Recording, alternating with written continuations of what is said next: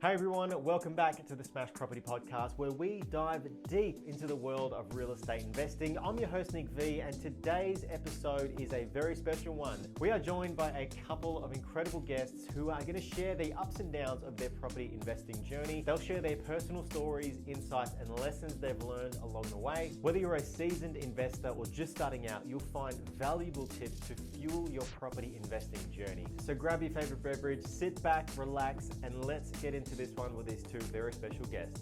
Enjoy. Awesome. Well, thanks for joining, guys. How's the day been? It's good. It's busy. It's good to be busy. It's good to be busy. Yeah, likewise. Bit of a chaotic day in the buyer's agent world, but yeah, I'd much rather that than anything else. So probably good to just start from the very beginning. Like, what got you guys into property investing? Like, what was the sort of thought process behind getting into the market, and then we'll kind of just take it from there. Does that sound good? Yeah, sure. Beautiful. So over to you guys. Like, what got you into investing? I think through my 20s, when I started to make a little bit of money, my mum kept hassling me saying, like, you should buy a property, you should buy property. Mm-hmm. And even as a single mum, she bought a few properties in her time, and you could see it's very clearly paying its dividends. Mm-hmm. And it just seemed like almost like not quite dumb-proof, but like a fairly easy way for someone that doesn't know a lot about it to get into it. And if you make the first couple of right moves, then you could, do quite well out of it. Yeah. And I guess it's not completely passive, but I do love the idea of earning money in my sleep. And this period of hard work is, 10 or 15 years rather than like a 30 or 40 year slog.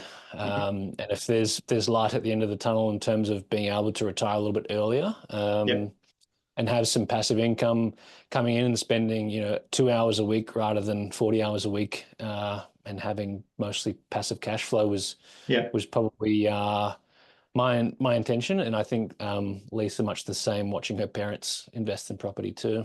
Yeah, excellent. So like when you so it's kind of like your mum that sort of gave you the push to get into it. Did you have any kind of thought process around like a strategy or hey, I'm going to buy this type of property, or was it just get anything and everything? The only strategy that I had was that I wanted something positive cash flow first up. I didn't feel confident I could choose a property that would appreciate really well, and that seemed to be where the smarter people were doing well. And I thought, I think I can probably get a good cash flow property first up. Excellent. The general guidance was for the first property to do that. And I was also going through the guidelines of the first homeowners grant as well, which if you want to maximize how much you save, then you have to stick to those guidelines. Yeah, excellent. And what about yourself, Lisa? Like, what was the driver for you to get into property? I think I've always had the ethos growing up that hard work will bring you the things that you need in life. And I think that sort of started out with my grandparents being World War II survivors, that they sort of dug deep and just wanted to solidify some roots in Australia, which was considered the lucky country.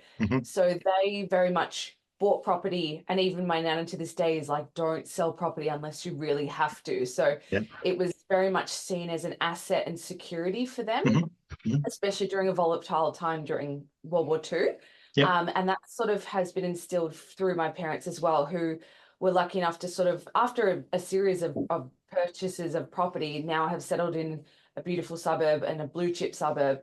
Excellent. And have had the luxury of beautiful capital growth over the last 40 years. And that was seen as a security, having a home, being settled, and sort of the property working for you in the long run. Yeah, excellent. That's super inspiring, I think. So you've got kind of like a good solid background of your parents kind of driving you both, which is really good. So I think before we kind of dive into a little bit more about your portfolio, when you were, going into that process, I've got a ton of books here behind me, right? Like, did you guys go through any kind of, what was your education process? Like, how did you kind of upskill yourself, if at all, before you purchased? I actually did a lot of my learning after I put down my deposit for an off-plan property. Yeah. And I was trying not to cherry pick like the stuff that I wanted to hear about that being a good idea. But learned a lot just by listening to podcasts and stuff like that. And there's so much information out there. And if you can just navigate through that, it's really good. And it's mostly free. And before I put my deposit down, I was like, I'm not like financially literate. I don't really know what I'm doing. But then you understand like this, if you understand tax a little bit, ask your accountant the right questions, make sure that you've got, we have like a 30-year plan, but my accountant's like, just look at the 3 to 5 year and don't worry too much about after that until you get to that point. So, my education was mainly around sort of podcasts and what Facebook had to offer and somewhat yourself when you started putting your content out. Yeah, excellent. And what about yourself, Lisa? Much the same in your scenario? Initially, and we can go through it a little bit later, but I was sort of listening to my parents and more following their sort of footsteps on what was successful. Yeah. But obviously 30, 40 years ago, not necessarily now. So it was a little bit of trying to find a little bit of that security, but in hindsight, probably wasn't the best first purchase for myself, and we can talk about later, but it was with my sister at the time. Okay. So I think it was only after I sort of purchased that and realized what I had sort of done, then I was starting to do a little bit more research, like Reese was saying, through podcasts and YouTube and finding more about resources, which then gave me a little bit more insight into what decision I had sort of made and why it wasn't the most appropriate for me first up. Okay. All right. It might be sort of a good segue into diving into your portfolios a little bit. So maybe you guys sort of just run me through like what does your portfolio look like today, and then we'll kind of get into how we got there. So we had 4 properties and now we have 3 after Lisa liquidated. But the first property was actually, if you want to call it a property, was a storage unit in East Melbourne. And I bought it quickly actually for myself, but then I started renting it out and I think I paid about 19 grand for it. And then I started getting $70 a week and I thought that's not very much. But then when you start to do the maths, that is a realized yield of like around 16 or 17%. And so I sort of thought maybe I could buy a few more of these and I didn't. And then that was cool. The next one was a property off the plan in Collingwood. And I'd probably looked at 10 or 15 properties. So the criteria at the time was less than 600 grand. It had to be new. And I had to live in it for 12 months rather than the normal 6 months. So I put that deposit on. It took about 2.5, 3 years to build, which was okay because I got to save some money for other projects and investments as well. And going through the defect period, that was like a little nerve-wracking, but I had some help for professional people to look at the defects for me and make sure that they were all done. I'd done a lot of research on the builder as well. There was no phoenixing from what I could see from the builder. And they still are hanging around after the property is established for about 3 years now. And I tried to dip into as many incentives as possible. So I got my 10 grand. As soon as I finished my 12 months, I put a depreciation schedule on it. And now I started renting after that. So I've got my 4 years left of CGT exemption if I choose to go down that route. So I felt like that was sort of three things that I kind of grabbed from the government as, things that I can give myself flexibility, save some money. I think after that was Lisa's property. Yeah, so I bought a unit in East Brighton with my sister. So we were 50-50 share. My sister had previously bought an apartment that then didn't go so well and had heaps of defects, and they were asking a lot of the owners to pitch in quite a lot of money. And at the time, she was very much pressed for paying the mortgage and living expenses and just thought, you know what, this isn't worth it. So she had actually liquidated her apartment in Cheltenham. So we sort of both had these deposits and weren't too sure what to do with it.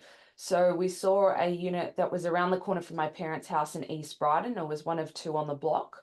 So we bought the rear unit for, I think it was $810,000. And it was split 50-50. And like I talked about before, it probably wasn't the best first option for us, given that I really didn't know enough about what it meant for when Reese and I then decided to buy a family home together, what it meant to the banks as a liability, because not all banks see the loan split as 50-50. There were quite a few banks that would actually reject it. And given my sister and I are both in healthcare and not a super high paying job, even though we have permanent secure jobs, they still saw that the full mortgage was the full liability, and therefore we wouldn't be able to borrow any more than that. So that was sort of a little bit of the kick in the guts when it came to what we thought was buying in a nice blue chip area in East Brighton.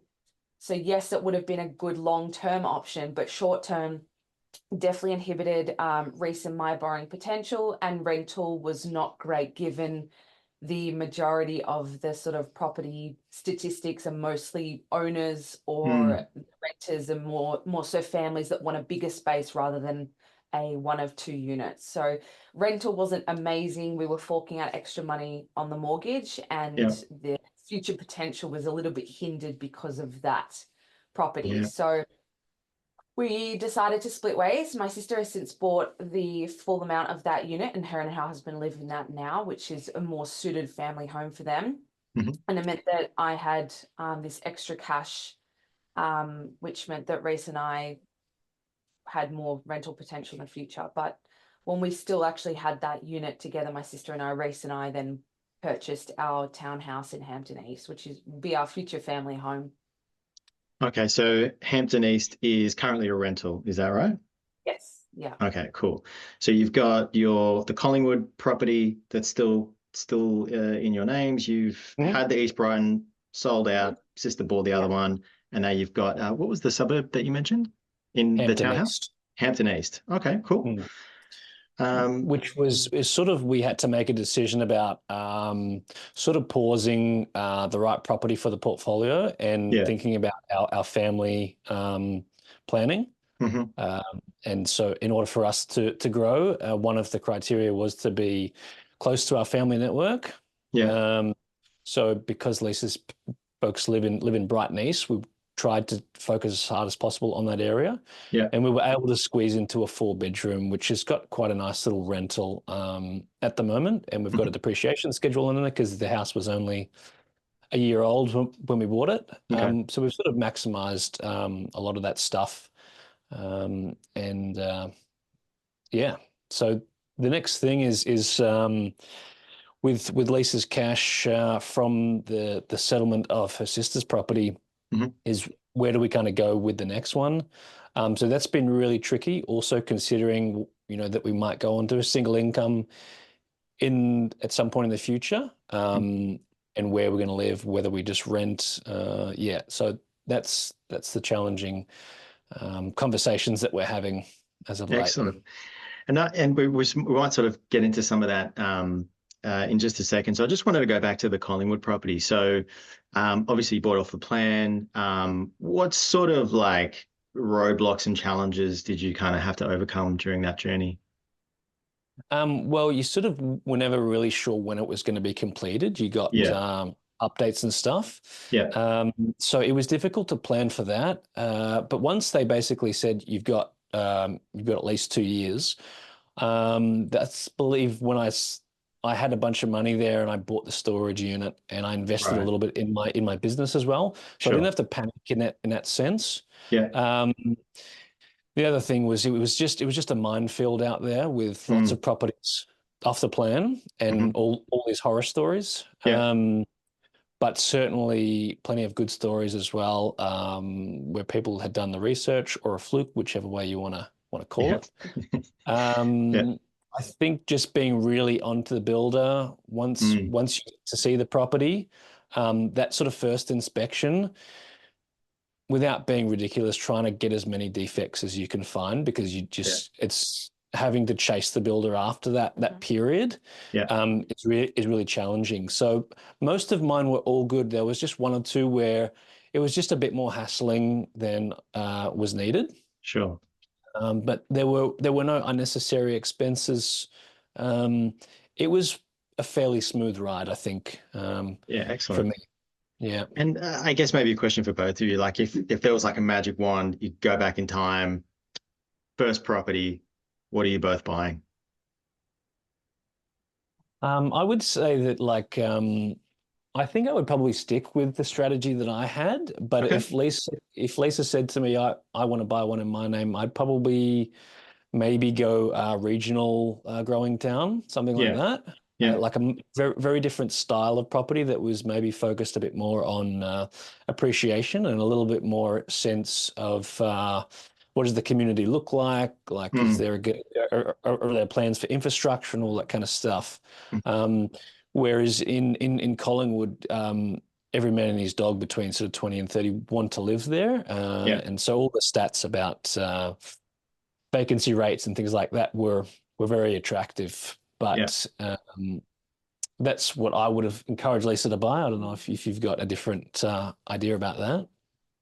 Think it definitely differs when you're looking at yourself as a single versus as a couple. So you want to sort of balance it. Obviously, the beauty of hindsight now, knowing that we are in fact together and that a couple is definitely more valuable Hmm. than a single, to sort of offload if you've got income issues, or like Reece said, when you're family planning, that you might have to account for a loss of income in one regard. So that having a Collingwood property, which is cash flow positive, is definitely going to help buffer that period of financial strain if it's there. But I think, yeah, definitely having a more longer term capital growth property like those beautiful booming towns in Perth would have been amazing to have, Yeah. to have Yeah. known about now. Yeah. Yeah, no, definitely. And so if you guys, looking towards the future now, like what does your portfolio look like over the sort of next 5 to 10 years? Have you kind of got a bit of a plan and a strategy around that? Um, Again, I think if we've got like a really good high cash flow Mhm. property, Yep. we've got a family home. I think probably not too dissimilar to what I mentioned before, maybe not necessarily regional, but like the outskirts. Yeah. But the thing that has turned us off a little bit is the land tax. So I have this feeling that, you know, maybe apartments over a 10-year period might actually do better, given all those cash grabs that the government are making Yeah. Yeah. before they pay back their debt. So the answer is, I suppose, if we can retire and at that point in time have between 100 and 150 net of cash coming in, Mhm. that would be an ideal goal. So whether we lived in the Hampton property or not, we probably need at least two more if we were going to live off the revenue. Yeah. And if No. we can do that before, we run out of leverage or whatever the case is, Yeah. that would be ideal. Yeah. All right. Excellent. And so I think when I talk with a lot of clients that come through, I think people often disregard maybe not disregard, but maybe they overlook I guess the financial management of having one property, let alone having two or three. Do you guys have any like ways in which you manage the cash flow of your properties and to make sure all the bills are paid? And do you have like a system that you've kind of developed and worked through over the years? Not necessarily, but we would a lot because of the position that we're in now with dual income and relatively low overheads where we're living. Yeah. We try to pump as much money into our offsets as possible. Mhm. And just being really diligent with we've got other investments as well, so they're quite liquid. And so if there was a worst case scenario, we would be Yeah. able to have 6 to 12 months of living expenses there, ready to pull the trigger if there was some sort of damage in the Hampton property that insurance didn't cover, Sure. or there was no tenants for 2 months or something like that. So Yeah. we definitely have those little kind of things that most savvy people kind of know about in terms of Mhm. how long you might expect for a tenant not to be in the rental property. Yeah, yeah. But as far as that, there's nothing super edgy about that Yeah, yeah. Okay. strategy. And obviously, being a business owner, Snow Performance, how have you found that with, I guess, from a servicing perspective with lenders? Have you had any challenges around that, being able to get access to debt and things like that? That was tricky. After we bought the Hampton property, there was quite a few hoops to jump through, but luckily I Yeah. had a couple of really good years. And sometimes they're happy to take 1 or 2 BAS statements rather than like 2 years of financials. There are some Yeah. banks that will deal with 1 year. Yeah. But St. George was the bank that we landed on because they recognised at that time the property that Lisa and her sister had. They recognised half of the debt as Lisa's Okay. liability.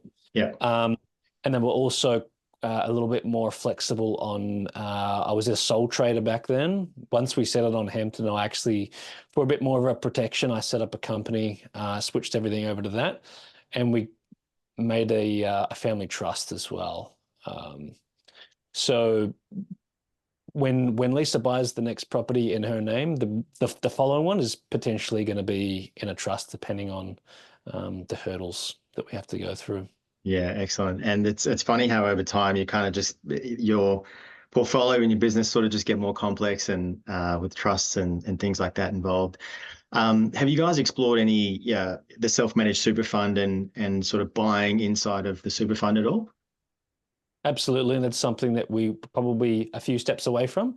Yep. As a sole trader, you don't have to pay yourself super, and some people think if you don't have to, then why would you? And so I Yeah. suppose buying the Collingwood property, that was one of my thought processes that I'm not just going to waste this at that time 9%. I'm going to put that towards something. It's a bit premature for us. However, I can play catch up. So if I have an absolute stonking year, I can put quite a big chunk into the super, and we'll be very close to being able to justify a self-managed super fund. But yeah, like I said, that's a couple of steps ahead of my plan. Yeah, all in good time. And I guess maybe just some of the value for the audience. Like if you were to give someone that's got no property right now, and they were thinking about getting into the market, like what's some of the, I guess, maybe advice or sort of, words of wisdom that you'd pass on to the new investor? Some of us get the opportunity to live at home, like in our 20s, and I would use that time to absolutely live like a monk and put away as much as you can. Yeah. That would be one thing that I did. I'm grateful for that opportunity. Some people are a bit proud, and that's totally fine. But if you've got that opportunity, it's almost like getting a little bit of your inheritance early by having some low overhead It's a good way to put it. Yeah. costs. Yeah. Yeah, no, that's definitely something that I would do. I moved out way too early. In hindsight, I would love to have stayed with mum and dad, but as we do. What about yourself, Lisa? Any advice for newer investors? Definitely don't get caught up in the glitz and glamour of labels and personal debt. It's just not worth it. Everything wears and tears after a while, and you just end up throwing it out. The only way that your Chanel handbag is actually going to be an investment is if you literally keep it in the plastic and never touch it, which I don't think anyone has self-control, and I certainly do not have that. But even just understanding your income, what that means, your personal numbers. On our banking app, we happen to have the expenses as well as your income, and having a look at a graph and what happens when things are variable. Like I had to get new tires, and that was $800 that I had to account for, which I didn't realize would happen. So thinking about the worst case scenario and then thinking of a figure that would cover that, and then probably triple it, and then you'll feel okay. Because you just never know what's going to happen. Yeah. Live modestly, like Reece said, live at home. That was definitely something I'm very fortunate to be able to live with my parents for such a long time. And yeah, I think just try to make as informed decision as possible. So listening to resources, watching YouTube with sort of, these people that can give you sort of different leeways into different corridors of information like yourself and podcasts and ask people, speak to Yeah. people. No, thank you guys. I really appreciate it. There's lots of little gold there for people that would tune in. So I appreciate your time. For those of you that are like thinking about a business, I would definitely once you've got your maybe 6-12 months of expenses up, like give it a crack, because it can Yeah. change your life. It can I go to work every day and I love it. Yeah. And I can earn X amount of money by doing half the amount of time of work on the tools. So I think there's certainly some disadvantages, but give that a crack. Yeah. Certainly.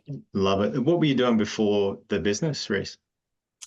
This is really all that I've done. Yeah. I've done some personal training and worked for other people, but Yeah. the reason that I started was all I wanted to do was be a strength and conditioning coach and work with ski and snowboard athletes, and I could not get a job that was anything like that. So I figured I'd just make my own work. Love it. And it's been a really big grind, but it's starting to pay its dividends, and I get to do with that what I love. So that's awesome, man. That's a really crucial factor, I think. Yeah. Yeah. So look, thank you so much for joining, guys. I really appreciate the time. Yep. Awesome. All right. Thanks, Nick. It's been awesome. Excellent. All right. Thank you so much, guys. Have a good night. We'll talk to you soon. Cheers. Bye-bye. See you guys. Bye.